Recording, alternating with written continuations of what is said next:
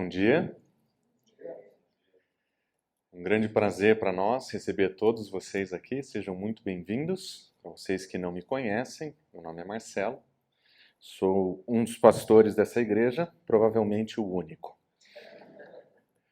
Mas vocês sabem, esse é um período extremamente paradoxal. O Natal é aquele momento do ano em que nós vemos grandes coisas acontecendo, coisas que nós não podemos nem acreditar. Pessoas que passaram o ano tentando focar no trabalho, sem fazer um telefonema para a própria mãe, de repente querem passar o final do ano com a família. Pessoas que sequer tiveram a oportunidade de ser generosos uma vez no ano. De repente, em um momento mágico do espírito de Natal, resolvem ser pessoas generosas. O Natal é cheio de paradoxos. E nós vemos esses paradoxos por todos os lados. Por exemplo, quando nós olhamos para uma bela árvore de Natal, nós encontramos ali um grande símbolo natalino que representa o que propriamente? Alguns mais conservadores, mais religiosos, mais zelosos diriam que essa é uma intrusão na celebração do Natal, mas há também quem diga que quem introduziu esse fenômeno tenha sido ninguém mais, ninguém menos do que Martinho Lutero, e que um dia teria colocado um pinheiro dentro de sua casa, porque o formato triangular da árvore lhe lembrava a Trindade. Olha que bonito. Paradoxalmente, a árvore de Natal é um campo de batalha entre aqueles que defendem o Natal, sejam porque ela ocupa um lugar errado de celebração, seja talvez porque a sua origem tenha sido com um grande reformador. E, aliás, nós temos evidências históricas que, de fato, Lutero realmente curtia o Natal.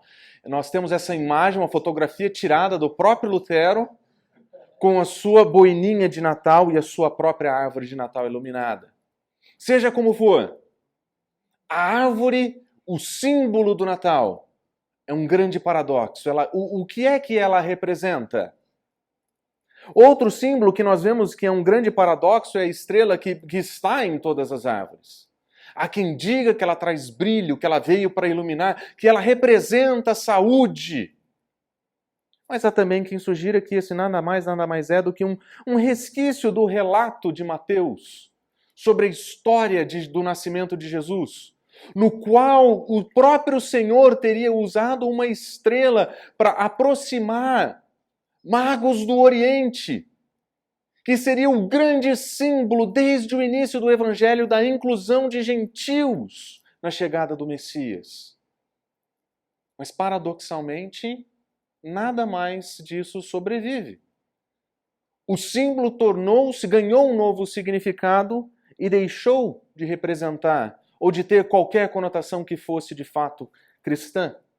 Outro paradoxo interessante desse período é o bom velhinho, que alguns dizem que se é bom não é velhinho e que se é velhinho, não, ele poderia ser uma boa pessoa. A idade nesse caso não faria nenhuma diferença, não é mesmo, Allen? Eu acho que sim. Mas o fato é, algumas pessoas sugerem que esse símbolo do Natal teria nascido com um santo da igreja chamado São Nicolau, que tinha o costume de ser generoso com crianças. E há quem diga ainda, pelo menos por meio da tradição, que ele mesmo estava no concílio de Nicéia e que em um determinado momento acalorado teria batido em Ário o herege, demonstrando que ele era um grande defensor da fé cristã, da ortodoxia. Mas, paradoxalmente, o velhinho de hoje, dos nossos dias, ele representa somente um espírito generoso, um espírito de bondade e de caridade que no fundo é apenas usado para fins comerciais. Seja como for, na nossa experiência com pessoas que se fazem generosas nesse período, que se fazem familiares nesse período, existe uma série de símbolos que permeiam esse momento que paradoxalmente foram totalmente destituídos dos seus significados cristãos. Se tem uma coisa que é evidente nos nossos dias é que o Natal pode ser qualquer coisa, exceto uma celebração cristã. E nós cristãos sabemos disso muito bem. Nós realmente não acreditamos que Jesus tenha nascido de fato no dia 25 de dezembro. Mas a tradição histórica da igreja nos ensina que esse é um momento em que nós celebramos o maior de todos os paradoxos. Esse é um momento em que nós nos lembramos, ainda que a data não seja tão precisa quanto poderia ser, esse é um momento em que nós voltamos os nossos olhos para uma manjedoura, séculos atrás, onde o maior de todos os paradoxos aconteceu. Se você tivesse o privilégio, a oportunidade de entrar no lugar onde Jesus estava no dia em que ele nasceu, você teria a oportunidade de presenciar dos paradoxos que existem o mais complexo, o mais misterioso. O paradoxo de que naquela criança, naquela manjedoura, habitava corporalmente toda a plenitude da divindade. Se você pudesse estar ali e contemplar Cristo recém-nascido, você estaria vendo toda a plenitude da divindade ali, naquele lugar.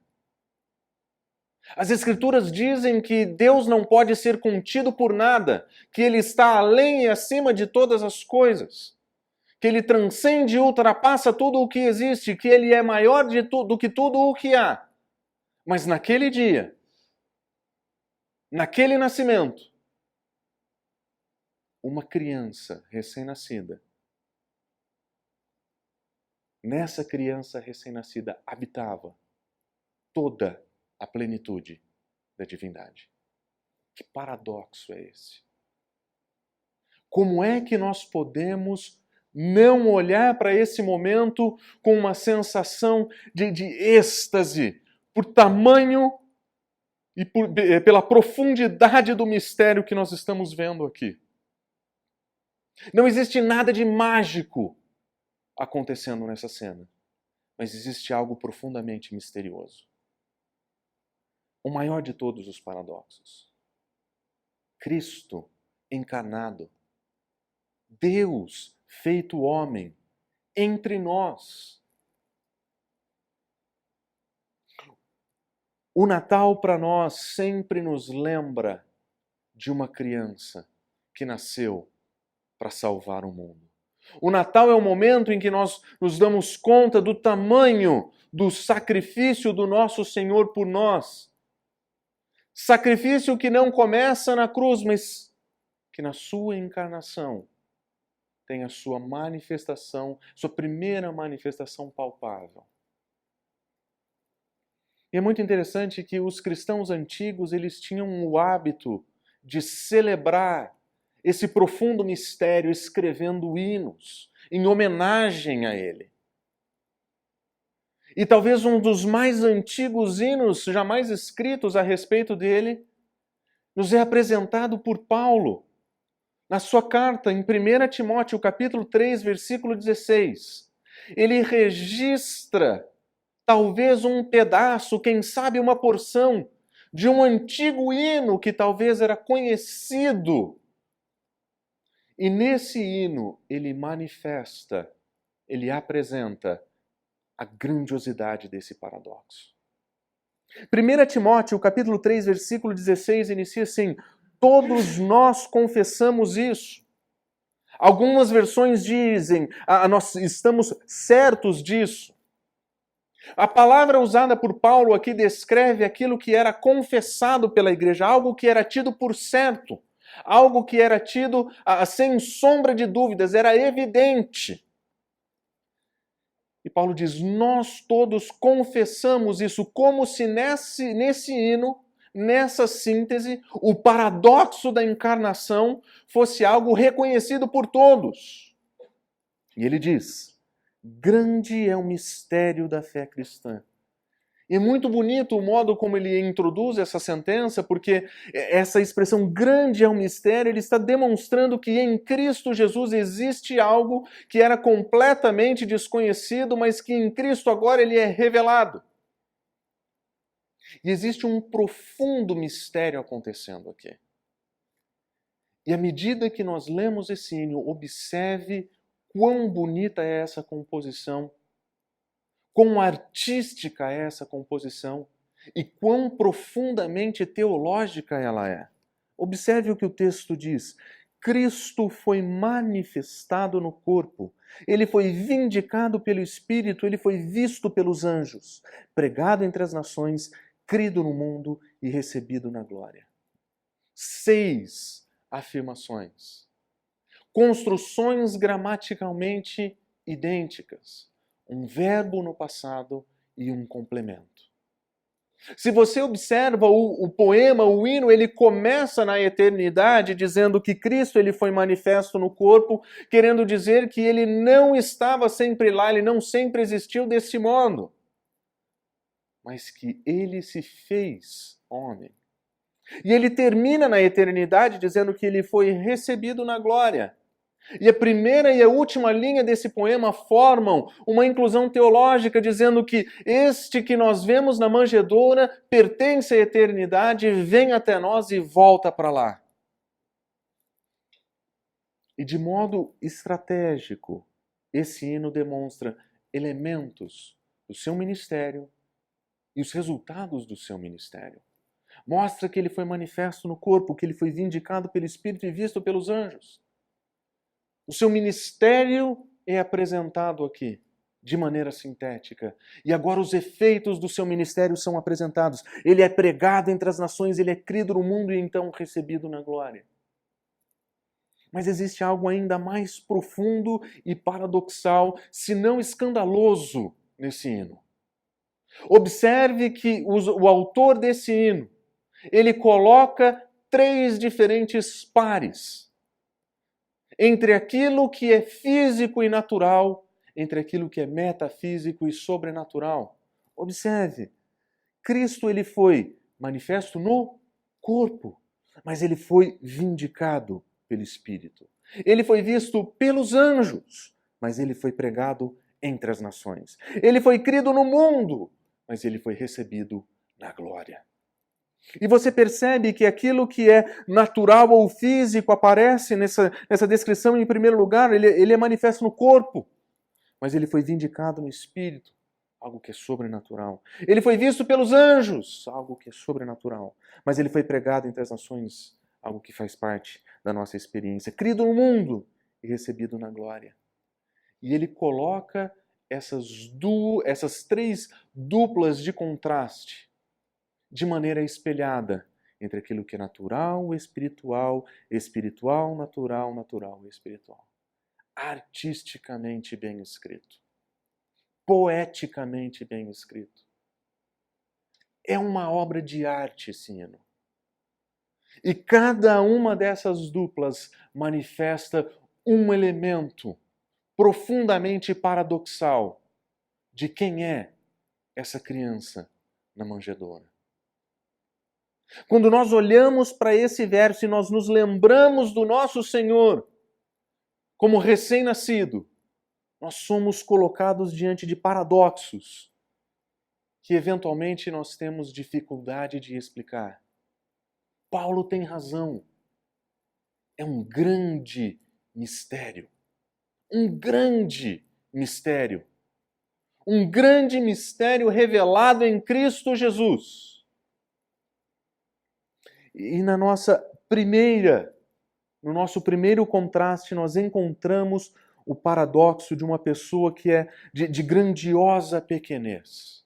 Nós vemos naquela manjedoura algo que é grande demais e pequeno demais ao mesmo tempo. Nós lemos na primeira linha desse hino que Cristo ele foi manifesto no corpo, literalmente na carne. A palavra carne para Paulo é uma palavra normalmente usada para descrever algo ruim. Normalmente, Paulo usa essa palavra para descrever algo que pertence àquilo que nós chamamos de natureza pecaminosa. Carne é aquilo que é oposto ao espírito, no modo como Paulo ensina. Aquilo que é carne não pode herdar o reino de Deus. Carne, normalmente, para Paulo, está atribuído e relacionado ao pecado. E existe algo profundamente escandaloso nessa frase, porque o hino começa dizendo que ele se faz carne. Não querendo dizer que ele se faz pecador, mas que ele se faz como um de nós. As traduções em português tentam deixar isso claro, dizendo que ele foi manifesto no corpo. Mas dizer que ele foi manifesto no corpo talvez tire um pouco desse mistério e, quem sabe, escândalo que esse hino tem. E nós vemos isso no Novo Testamento por todas as partes. Em 1 João nós lemos que a vida se manifestou, João falando da perspectiva de um apóstolo, e ele diz: nós vimos e damos testemunhos e proclamamos a vocês a vida eterna. Estava com o Pai e nos foi manifestada. Existe uma manifestação que foi vista, que foi apalpada, que foi tocada, que foi ouvida. E como apóstolo ele está dizendo: eu estava lá. Eu vi, eu toquei, e é isso que eu proclamo para vocês. Existe uma manifestação da vida eterna em Cristo Jesus, e é sobre ela que nós falamos. Igualmente escandaloso no Evangelho, ele diz: a palavra se tornou carne e viveu entre nós. Cristo veio morar entre nós, palavra encarnada. Existe algo profundamente grandioso naquele bebê, naquela manjedoura. Grandioso. Algo que a nossa mente é incapaz de compreender a exaustão. Mas naquela manjedoura nós estamos contemplando Deus feito carne. Nós estamos contemplando a escandalosa verdade de que Deus se fez homem. Naquela manjedoura, nós vemos o nosso Salvador. Mas não só isso, porque ele não é simplesmente feito carne, de acordo com o hino, ele é vindicado pelo Espírito, ou em outras traduções, justificado no Espírito. Essa referência à sua ressurreição é muito interessante aqui. Parece que esse antigo hino sintetiza todo o ministério de Cristo em dois grandes eventos igualmente misteriosos. Deus se faz carne, e agora esse Deus encarnado morre em nosso lugar e ele ressuscita. Mas existe algo muito interessante nessa ressurreição, porque essa não é uma ressurreição que ele causa em si mesmo. Na verdade, o Espírito de Deus é quem o traz de volta à vida. E todas as suas afirmações de que ele é o Messias, de que ele é o Salvador, de que ele veio para salvar, são vindicadas, são demonstradas verdadeiras através da sua ressurreição. A ressurreição de Cristo Jesus demonstra, sem sombra de dúvidas, que aquilo que ele ensinou era verdade. Aquilo que ele falou a respeito de si mesmo era verdade. E agora ele é vindicado. Ele é demonstrado verdadeiro. E quem faz isso é o próprio Espírito. E aqui nós vemos o paradoxo. Feito carne, mas vindicado pelo Espírito. Esteve entre nós como um de nós. Mas quando morreu, foi ressuscitado pelo próprio Espírito. Romanos nós lemos o seguinte: mediante o Espírito da Santidade, ele foi declarado Filho de Deus com poder pela ressurreição dentre os mortos. O nosso Senhor Jesus Cristo, ele foi declarado Filho de Deus através da ressurreição. Não é que ele não o fosse antes, mas é que agora, na sua ressurreição, essa conclusão é inescapável. Ele foi vindicado, a sua ressurreição valida o seu ensino e demonstra quem ele era. Pedro vai dizer o seguinte: Cristo sofreu pelos nossos pecados uma vez por todas, o justo pelos injustos, para conduzir-nos a Deus. Ele foi morto no corpo, mas ele foi vivificado pelo Espírito. existe uma grandiosidade presente em Cristo Jesus, Deus feito homem. Mas existe uma humildade igualmente latente. Sendo Deus, ele se humilha, ele se faz homem, ele se esvazia e ele se faz servo obediente, obediente até a morte e até morte de cruz. Ele morre como um criminoso no nosso lugar, o justo no lugar dos injustos. Tendo todo o poder à sua disposição, existe uma humildade, uma certa pequenez em quem ele era, que paradoxalmente ficam visíveis nesse hino e naquela manjedoura. Porque o Messias apresentado por esse hino não era simplesmente um ser humano, ou não era simplesmente um ser de qualidades divinas, como algumas pessoas naqueles dias pensavam. Esse era Deus encarnado, grande e pequeno. Aliás, a sua rejeição histórica se dá no fato de que esse homem era grande demais e pequeno demais. Os fariseus, quando disputavam com ele, diziam: esse homem se faz como um Deus. Isso é blasfêmia. E o autor do Evangelho de João demonstra: não era blasfêmia, era verdade. As manifestações do seu poder, quando perdoa pecados ou demonstra o seu poder de perdoar pecados, fazendo com que um paralítico anda, ele demonstra clara e abertamente quem ele é. Alguém grande demais, mas que era ao mesmo tempo pequeno demais. Quem é esse? Esse não é o filho de José, o carpinteiro? Pode vir alguma coisa boa de Cafarnaum? Até o ponto em que Jesus Cristo diz: o profeta não tem honra na sua própria casa. Pequeno demais. É esse o Messias? Esse que morre em uma cruz como um criminoso, escandaloso. Mas na pessoa de Cristo, na sua encarnação e ressurreição, nós vemos essa pessoa de uma grandiosidade e de uma pequenez que nós não conseguimos explicar de maneira exaustiva. É um grande paradoxo. Naquela manjedoura, naquela criança, corporalmente, a plenitude da divindade. Pequeno, grande, um grande mistério. Mas não é só isso que é paradoxal a respeito dele. Aliás, o hino continua e nos demonstra que um outro paradoxo é também latente, que o triunfo desse Messias, ele é cosmicamente histórico. Os resultados do trabalho de Cristo e o seu testemunho, eles não são somente presos à história, mas eles invadem a eternidade. E a terceira linha do hino diz o seguinte: ele foi visto pelos anjos. Existe um certo debate sobre qual é exatamente esse sentido. O que significa ter sido visto? Há quem diga que ter sido visto faria referência ao ministério que os anjos prestaram a Cristo Jesus durante o seu ministério. Outros entendem que esse é o testemunho da morte de Cristo como testemunhada visualmente pelos anjos.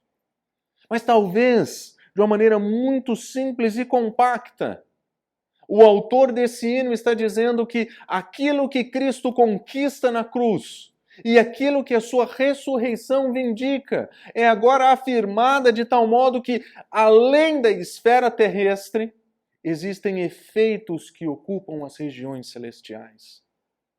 E quando você volta os seus olhos para o Novo Testamento, você lê versículos como Filipenses capítulo 2, versículo 10, que diz: para que ao nome de Jesus se dobre todo o joelho no céu. Cristo Jesus, em sua ressurreição, ele é colocado acima de todos. Ele é um nome agora, tem um nome que está acima de todo um nome.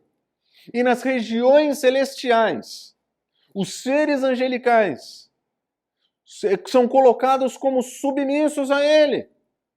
Na sua encarnação, o salmista dizia que ele tinha sido feito menor que os anjos. Mas na sua ressurreição ele recebe o nome que está acima de todo nome. E agora tudo está debaixo da sua soberania e do seu poder. Todo joelho se dobre no céu. As regiões celestiais recebem e testemunham efeitos cósmicos daquilo que foi conquistado por Cristo na cruz. 1 Pedro nos diz o seguinte, que ele subiu ao céu e está à direita de Deus, estando em submissão a ele os anjos, autoridades e poderes. Em outras palavras, não existe nada que não esteja debaixo do seu poder. O triunfo de Cristo Jesus tem efeitos cósmicos. Ele reorganiza a própria esfera celestial. E esse testemunho é percebido, ele é visto pelos anjos. O triunfo de Cristo ultrapassa as barreiras do tempo e invade a eternidade. Mas ele também diz que Cristo é pregado entre as nações, literalmente entre os gentios. E agora nós vemos que o efeito desse sacrifício, ele é agora manifesto universalmente. Inclusive entre aqueles que os judeus descreviam como pessoas de segunda categoria. É como se o hino dissesse que não existem limitações. Aquilo que foi conquistado na cruz, agora ele é pregado por todos os lugares, independente da nacionalidade das pessoas. Ele é pregado em todos os lugares, como o próprio Cristo tinha pedido para que fosse. Em Lucas capítulo 24 nós lemos, está escrito que o Cristo haveria de sofrer e ressuscitar dos mortos no terceiro dia, e que em seu nome seria pregado o arrependimento para perdão de pecados a todas as nações. A mensagem de Cristo seria proclamada universalmente. Ela seria testemunhada por todos os lados. Da mesma maneira que foi testemunhada nas regiões celestiais. O triunfo de Cristo foi percebido nas regiões celestiais e foi pregado entre as nações. Como o próprio Senhor Jesus Cristo tinha dito, mas vocês vão receber poder quando o Espírito Santo descer sobre vocês, e vocês serão minhas testemunhas em Jerusalém, em toda a Judéia e Samaria e até os confins da terra. Quando nós olhamos para aquela manjedoura, nós não vemos somente uma pessoa de grandiosa pequenez, nós vemos um triunfo que é iniciado ali, realizado na cruz e vindicado em sua ressurreição. E esse triunfo, essa vitória, ela é expressa não apenas entre todas as nações, mas os seus efeitos são sentidos na eternidade. Em Cristo Jesus, a eternidade invade o tempo e os efeitos daquilo que ele conquista aqui invadem a eternidade.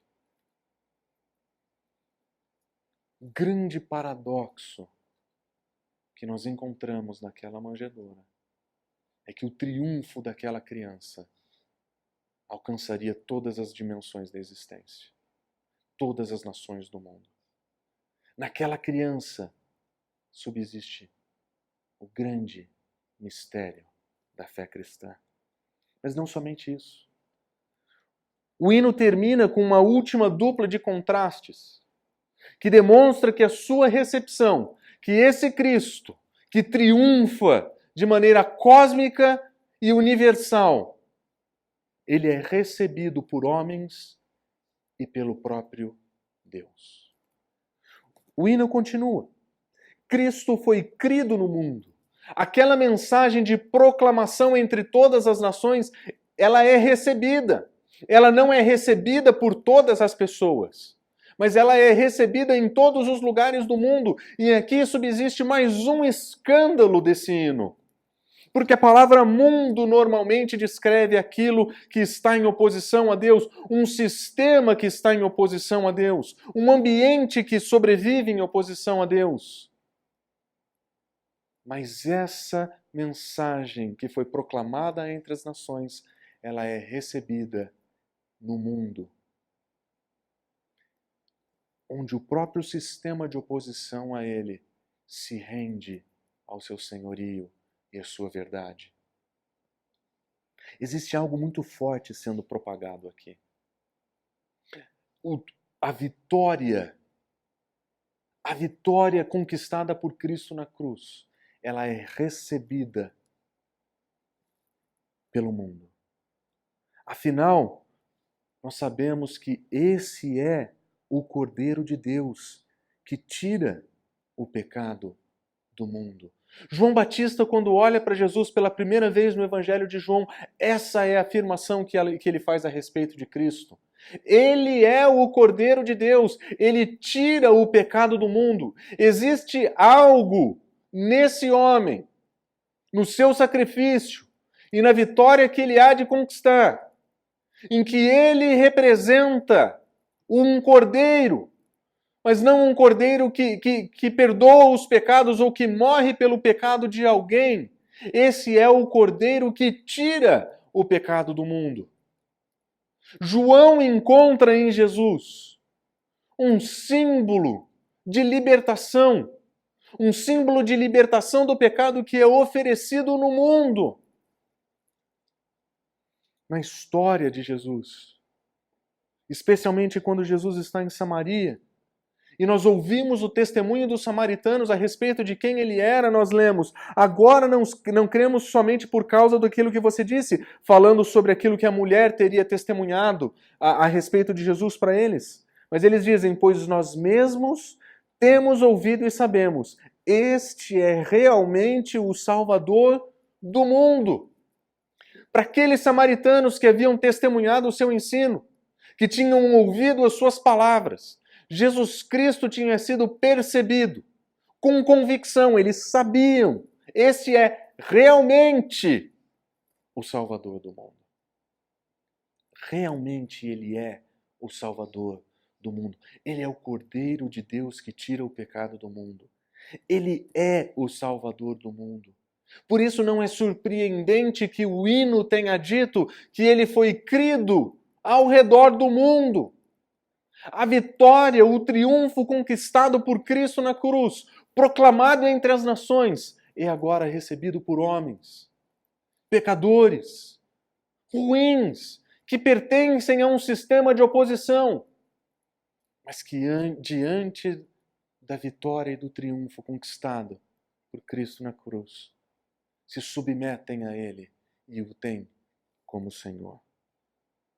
E por fim o hino diz: Cristo ele foi recebido na glória, terminando o último contraste, o último elemento paradoxal que nós encontramos nesse hino. Ele foi crido no mundo e ele foi recebido na glória. A antítese agora é evidente entre aquilo que é humano e aquilo que é divino. E aquela resposta que foi oferecida pelo mundo, pelos homens, é apresentada como acontecendo com o próprio Deus. Cristo foi recebido na glória. E aqui nós vemos o final da carreira de Cristo Jesus. Ele se faz homem, ele morre, ressuscita e ele volta para o lugar de onde ele veio. O poema termina na eternidade onde ele começou.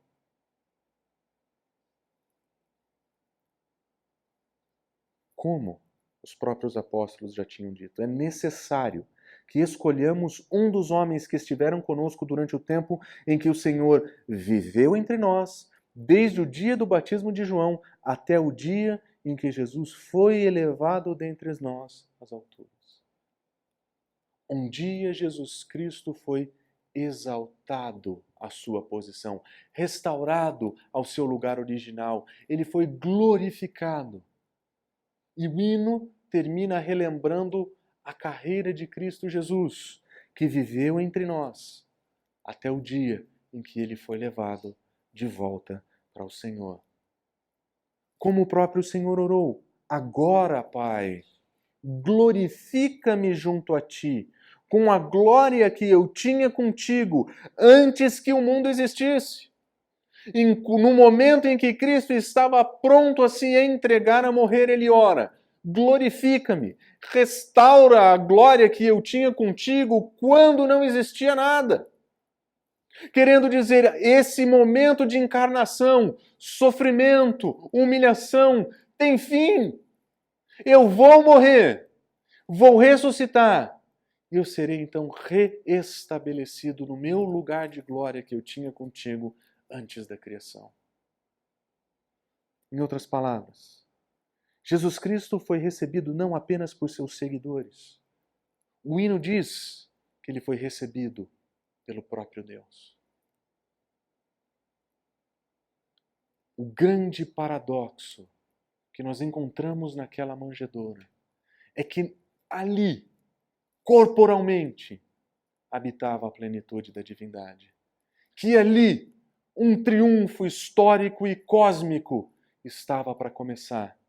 Que ali, naquela manjedoura, nós estávamos vendo a recepção dos resultados, dos efeitos pelos homens e por Deus.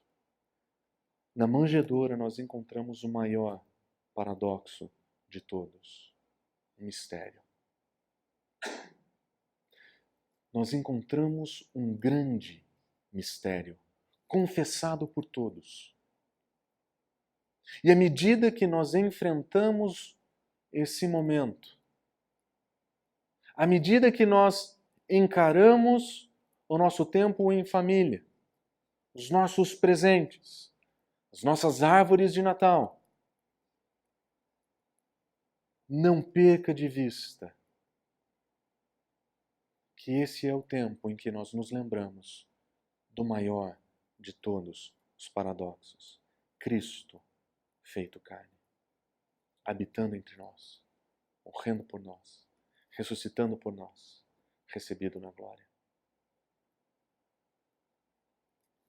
São muitas as distrações que nós temos nesses dias, mas o nosso olhar tem que estar cativo ao nosso Senhor. Nós não podemos deixar de celebrar, relembrar, comemorar que naquela manjedoura encontra-se a nossa salvação, encontra-se a nossa transformação. É ali que o maior de todos os mistérios é feito claro de maneira paradoxal.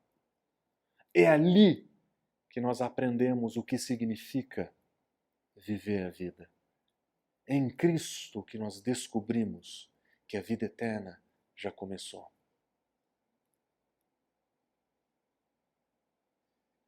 Entre tantas distrações, entre tantos afazeres, viagens e conflitos familiares, não perca de vista